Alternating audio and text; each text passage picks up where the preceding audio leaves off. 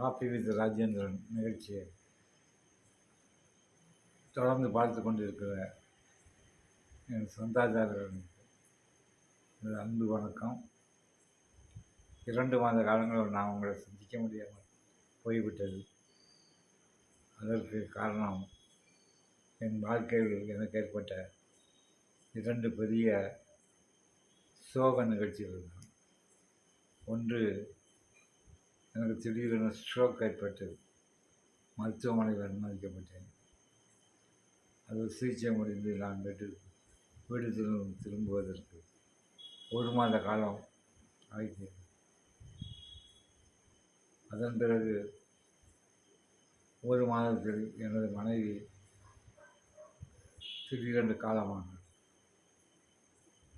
புற்றுநோய் காரணமாக காலமானார், மரணம் அடைந்தார். ஆக அந்த சோகத்திலிருந்து நாங்கள் விடுபடுவதற்கு 1 மாத காலம் ஆகியது. அதனால்தான் உங்களை சந்திக்க முடியாமல் போய்விட்டது. அந்த 2 மாத காலத்தில் எவ்வளவோ நிகழ்ச்சிகள் தமிழ்நாட்டில் வந்துவிட்டது. இதுகளை பற்றி உங்களுடன் பாதிக்கிறதுக்கு எனக்கு ஆர்வம் இருந்தாலும் பாதிக்க முடியாமல் போய்விட்டது. அது சற்று வருத்தத்தை ஏற்படுத்துகிறது. எல்லாரும் ஆவலுடன் தமிழ்நாடு அரசியல் ஆவலுடன் எதிர்பார்த்து கொண்டிருப்பது 2026 26ஆம் தேதி வாக்கெண்ணிக்கை முடிந்து வாக்குகளை எண்ணி 27ஆம் தேதி முதலமைச்சர் பதவிக்கு கவர்னர் மாளிகையில் பதவியேற்பதற்கு வரிசையாக 4-5 பேர் நின்று கொண்டிருக்கிறார்கள். முதலில் நிற்பது இபிஎஸ், அதுக்கு அடுத்தால விஜய் என்கிற சினிமா நடிகர். சினிமாவில் தனியாக அவர் 10 பேரை அடித்து அவர்களை வீழ்த்திவிட்டு வெற்றி பெற்று ஆக்ஷன் ஹீரோன்னு சொல்லுவாங்க. இந்த ஆக்ஷன் ஹீரோ ஆகிட்டாலே மக்கள் மத்தியில் ஒரு வகையான பிரபலமாகி வருகிறார்கள். இது எம்ஜிஆர் காலத்திலிருந்தே நடந்து கொண்டிருக்கிறது. எம்ஜிஆர் இதனை ஒரு ஆக்ஷன் ஹீரோவாக இருந்து அரசியலில் புகுந்து மக்கள் வாக்குகளை பெற்று ஆட்சி கொண்டார் என்றால் அவர் அரசியலுக்கு புதியவர் அல்ல. ஏற்கனவே அரசியல் பல காலம் அரசியல் தொடர்புடன் இருந்தவர் தான். அப்படின்ற அடிப்படையில் இந்த விஜய் அரசியலோடு தொடர்புடையவர் என்றால் நிச்சயமாக இல்லை. முதலில் தான் அடுத்த முதலமைச்சர் நான் தான் என்று அறிவிக்கிற அளவுக்கு அவர் போய்விட்டார். இது மக்களுக்கு பிடிக்கவில்லை. முதலமைச்சரை மக்கள் தான் தேர்ந்தெடுக்க வேண்டுமே ஒழிய அவராகவே தானாக நான் தான் அடுத்த சீஃப் மினிஸ்டர் என்று கூறுகிற அளவுக்கு தமிழ்நாடு அரசியல் ஒன்றும் கேவலப்பட்டு போகவில்லை.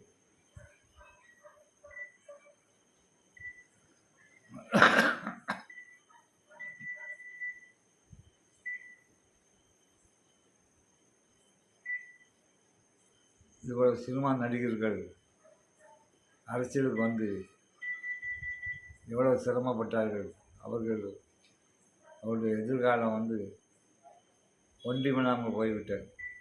அந்த வரலாற்றை இவர்கள் சற்று திரும்பி பார்க்க வேண்டும்.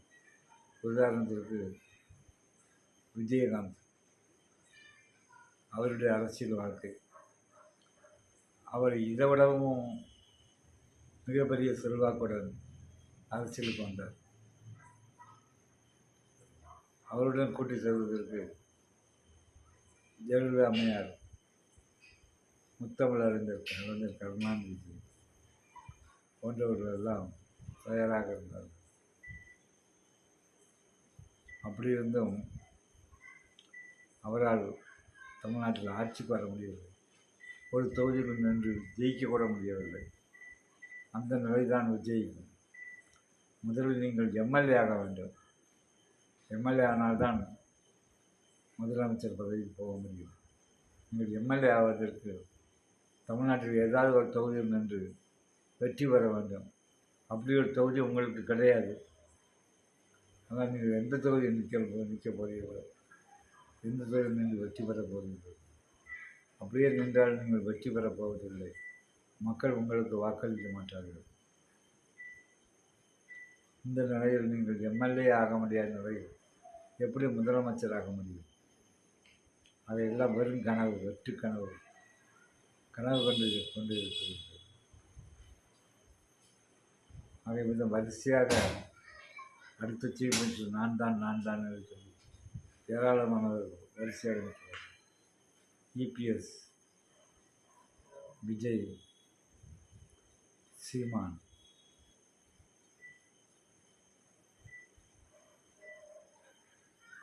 என்று இப்படி எத்தனை பேர் வரிசை நிற்கிறார்கள். தமிழ்நாட்டின் அவல நிலையை இது காட்டுகிறது. தமிழ்நாட்டு அரசினுடைய அவல நிலையை இது காட்டுகிறது. ஸ்டாலின் மீது அப்படி என்ன கோபம்?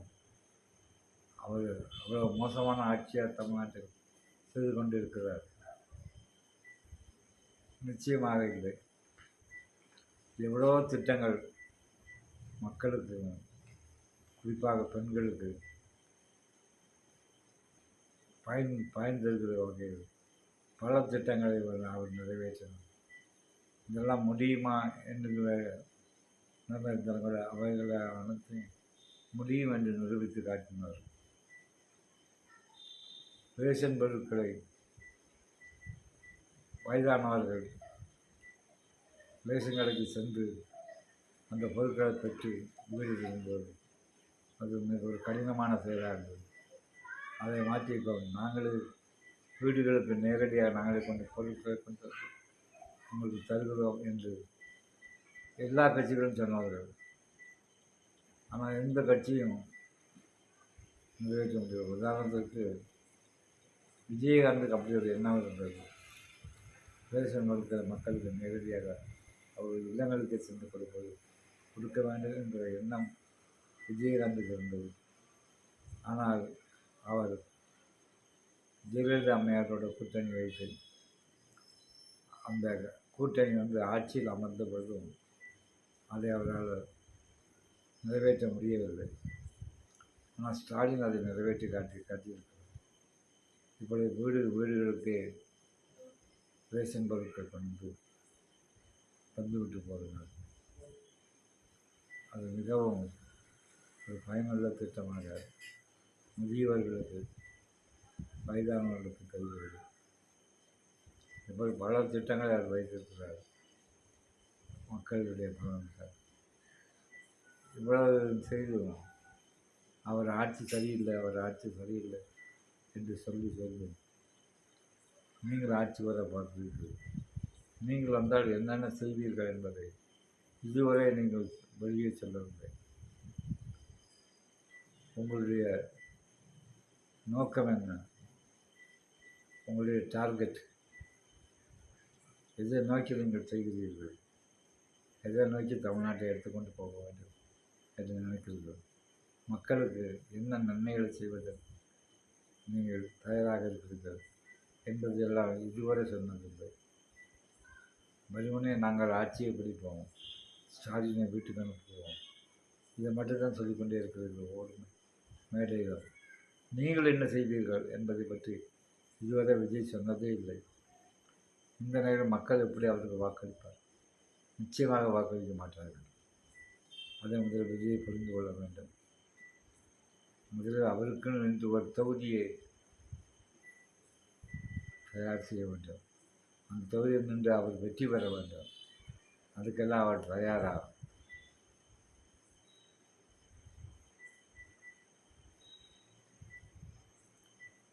என்னுடைய அரசியல் அறிவிப்பு விஜய் போன்ற நடிகருக்கு தமிழ்நாட்டில் தொகுதியே கிடையாது. வெற்றி பெறுகின்ற அந்த நிலையில் எந்த தகுதியுமே அவருக்கு கிடையாது.